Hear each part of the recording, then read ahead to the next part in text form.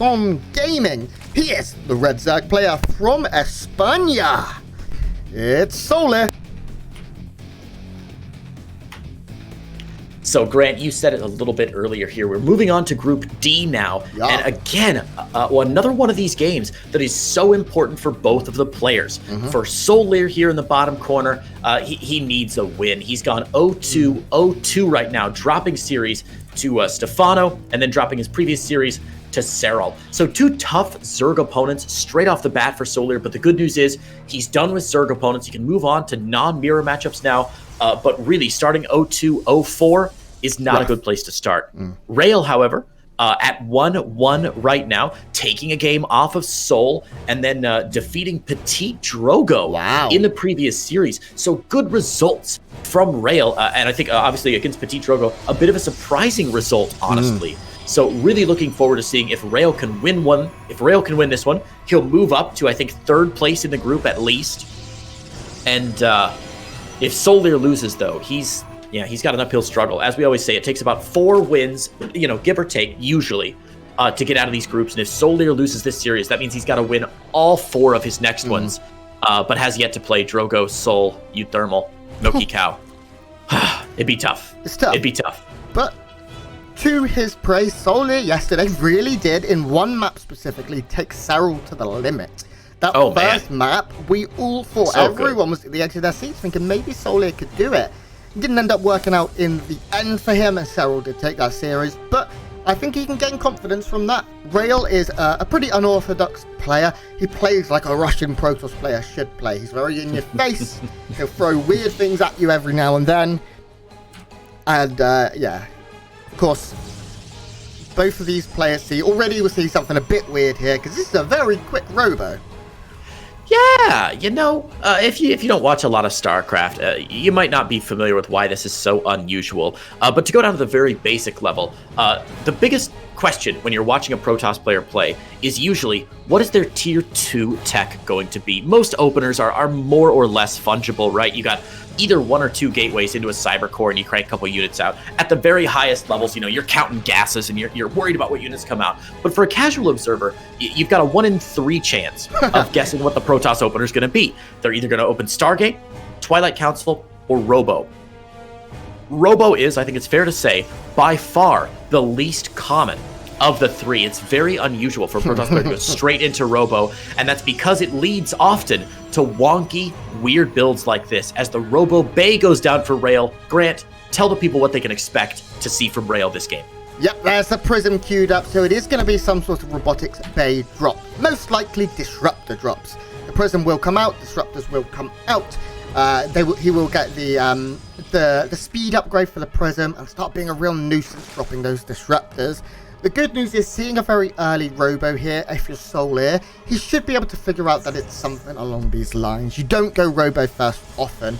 It was a thing that happened a lot in Wings of Liberty and into Heartless 1 when you do very quick Immortal Sentry pushes, but it's not that common now. Robotics Bay finishes up. We should see that first Disruptor on the way, and there we go. Gravitic Drive as well. Disruptor drops on the card here, Creighton. I love it. A good Disruptor drop promises an exciting, literally explosive start to the beginning of the game. So let's see if these Purification Novas can get any damage done. The bad news, as you said, for Rail is that SouLeer obviously saw the Robo opener, which should raise his eyebrows up a little bit, and we're seeing him add on some extra queens here. He's got that Lair tech already about halfway done, the Roach Warren getting started. He should have plenty on the ground to drive this away, and the real danger of going for even just a single Disruptor drop is that if this War Prism gets zoned out, it's a huge investment for literally zero payoff. It's not like an Adept push where, like, if your Adepts get 1 or 2 drones, you can at least feel like you've disrupted their build order a little bit. With Disruptor drops, if you don't get any damage done, at best, you've forced out a couple extra units, and that's a rough start here for Rail. So as this Disruptor goes to the main base, we got to see if SouLeer can respond to it in time. What the hell is that? Rail, have you forgotten? Rail concentrating on his defense, Yeah, so a bit frustrating there. Rail not able to start off the drop in style. Prism has now been forced away by the Queen. The Queen's just going to turn around and go back home to inject here. And, well, that was properly underwhelming. Again, Grant, if you got a sound bar, your soundboard, well, okay, that killed. was going to say, if you got a soundboard, you need to add one of those, like, womp, womp, womp. Yeah, one of those for sure. Rail, as you said, focusing on his defense back home and not microing very well, but the follow-up from Rail, actually very scary. One of the benefits of going for the drop, one of the smaller benefits of going for a very quick Robo Bay into Disruptor or Colossus drop is that you do, of course, have that really high-tech Tier 3 unit out early, but most importantly for this push, you've got the Warp Prism already in it. So Rail already has a ton of sentries on the field, and that's going to be very beneficial as he pushes into this third base. SouLeer, this is bad. On the ground. He's starting with 10 roaches, but already the Queen's taking a bit of damage. Disruptor's still alive from Rail. Yeah, and the thing is, right now, that the Disruptor offers a constant form, or a form of DPS that SouLeer will have to deal with, has to dodge those Disruptors. You make one mistake and you die. And the sentry count is obscene. So many drones about to go down. Rail has just hit an incredible timing here. He's really caught SouLeer with his pants down. He's going to be able to punish him. GG, and Rail takes map 1. Man, a big brain play there from Rail. And SouLeer, let's be honest, missing the mark a little bit. If you expect to see a big push after that Disruptor drop, which you very often do, if you see that many sentries out, which he did scout, you've got to know that force fields are coming. You got to get your roaches out a little earlier, and most importantly, you've got to get Ravagers on the field. You know how many Ravagers SouLeer had at that game, Grant? 0. Not a single corrosive bile available, meaning the force fields from Rail won him that game. It didn't matter what was in his army. He had zoned out the army of SouLeer completely, and SouLeer really just missing a trick there. So despite not the most efficient Disruptor drop in the world, still a pretty convincing win from Rail there into the third base of SouLeer. And SouLeer really just kind of has to shake that one off and try again.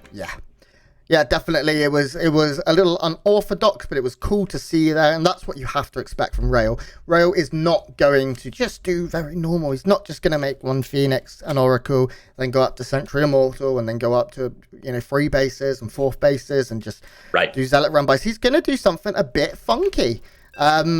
He generally, I would say, is an aggressive player. There's a reason Wardy picked him up as his one and only player, and that's because he's a very fun player too. Like, he does have a great style to commentate and to enjoy, and if he can deliver with the fun builds that I'm sure he has in that noggin of his, he's going to provide a great show for everyone watching. But now we load into Romanticide, the prettiest map in the pool, Creighton. Oh, it's gorgeous. It's gorgeous. Yep. The good news for Rail here is not just that SouLeer is, I don't want to say an easy win, but a player that he's probably predicted to win against by a fair amount. He's probably a pretty solid favorite in this matchup. But even better is that Rail then has 3 days after this to prep for his next match, which is going to be Milky Cow, another match that he's probably feeling fairly confident in. So 3 days break, and then a PVT after this. Rail has got to be feeling good about his position in this tournament right now. Let's introduce our players, then we can talk a little bit more maybe about what these players are thinking about. Spawning in the bottom right-hand side of Romanticide, LE, it's our blue Protoss player reppin' Wardy TV, it is Rail. And its opponent in the top left-hand side, representing Exxon Gaming, he is the red Zerg player from Spain, it's SouLeer. So as we said at the beginning of the game, Grant, a must-win for SouLeer here. It's not. It's only game 3, so technically not a must-win, but psychologically and realistically, practically a must-win here for SouLeer. He can't afford to drop this game. There are too many difficult opponents ahead, and SouLeer probably not favored to get out of this group to begin with. But still a good possibility to win here. Oh man, gateway into Forge. This has not been spotted by SouLeer. He does not know this is coming.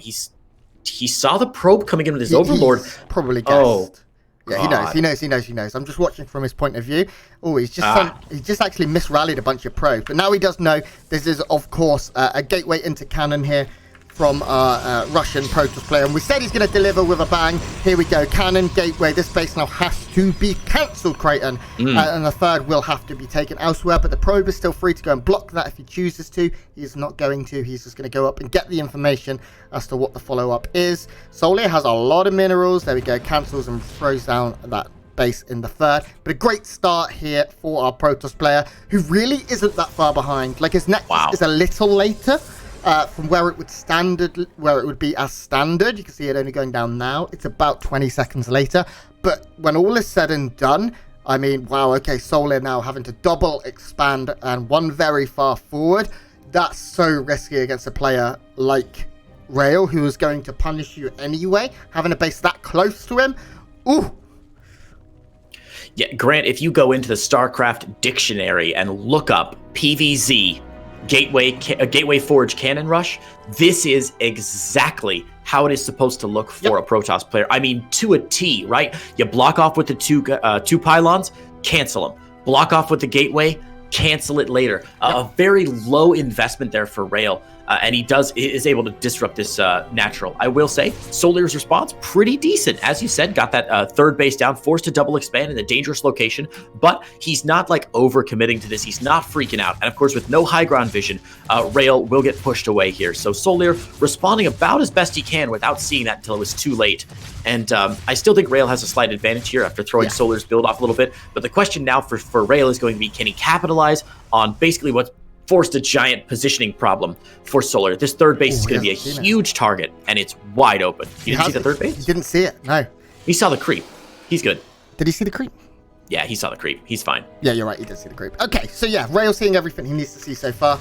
Now this will finally be cleaned up, but of course no drones have been able to transfer for a while. They've been sat just waiting for it to be safe. Do you have a robo going down behind us here for Rail? Is that his first tech building? Is he just going to do another disruptor drop off the back of it? Because I bloody love it if he does. I don't think a disruptor drop is a very common follow-up from Gateway Forge, but it's Rail. So common follow-up is not really what you have to care about. And Grant, you are absolutely correct. Look at that. Another disruptor drop out from Rail. Grant, does SouLeer see this coming? Does he suspect it, or is this so wacky that SouLeer's going to be like, there's no way he goes disruptor drop again? He's got to be dropping gateways, early pressure, something. I feel like in SouLeer's brain, he's like, okay, weird game one. Rail plays weird sometimes, but there's no way he plays this weird. Okay, so my question right now is, did SouLeer see the shimmer? Okay, he knows that there's an observer there. Knowing there's an observer there, he knew it was Robo first as a follow-up. And does that mean he will now suspect? Because he's already getting spores, most likely to push back the, I don't know, actually. Those spores are very Stargate positioned. Just being in the mains. They're not really pushing back a prism coming for a disruptor drop. I think he's probably figured it out. If I can figure it out from that, SouLeer can figure it out from that. Let's put that clear. He's actually killing his own forge so he can get units out here. Annoying that you have to do so, of course, but got to do what you got to do. Building a sentry to make sure it doesn't get Ling flooded in the meantime. One of the biggest things that SouLeer's doing really nicely here is this creep spread. It seems very minuscule. You're like, who cares? It's just creep spread connecting the second and third. But queens, of course, are going to be essential in the defense against this warp prism, and rotating queens between, as we said, these three bases that are so far apart from each other. Huge rush distance between all these bases. Rotating queens is going to be essential as this warp prism comes out. You got to have at least two queens there to make sure the disruptor doesn't go down. Remember, a single disruptor shot does not kill a queen straight out, which means Rail can't get like an easy win from sniping queens. He's got to get all the way in to the mineral lines here. But already the disruptor down, and let's see if the shot gets anything done. Nice pulls there from SouLeer. Nothing done, and the queens pushing Rail away. So far, good defense from SouLeer, but Rail ain't done yet. Going for a third base behind this. Greedy boy. Yeah, this is...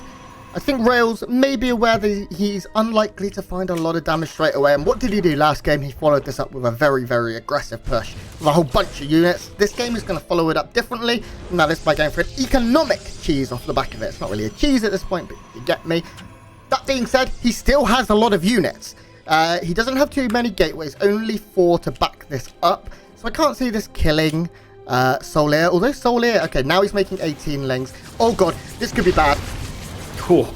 A very close call there on that Purification Nova. It looks like 2 roaches going down, 3 roaches going down. And as you said, with the third base down for Rail, not quite as much damage in this push. There were like 8 or 9 sentries before. This time only 6, but still only 6 is still a metric shed ton of sentries. And Rail, I think, realized he just doesn't quite have enough gas in the tank to really make this work. He's going to go back into the Disruptor and try to continue harassing the Disruptor drop. But so far, this game not going to be quite as quick of a follow-up for our players here. Disruptor down, though, and SouLeer not paying attention this time. Okay, only 3 workers. That's nice. Lucky. Yeah, the best thing you can do, and this is for all of you players out there, Grant's tip of the day, is if someone is Disruptor dropping you, don't pull your workers, because then they all bunch up together and you kill them all.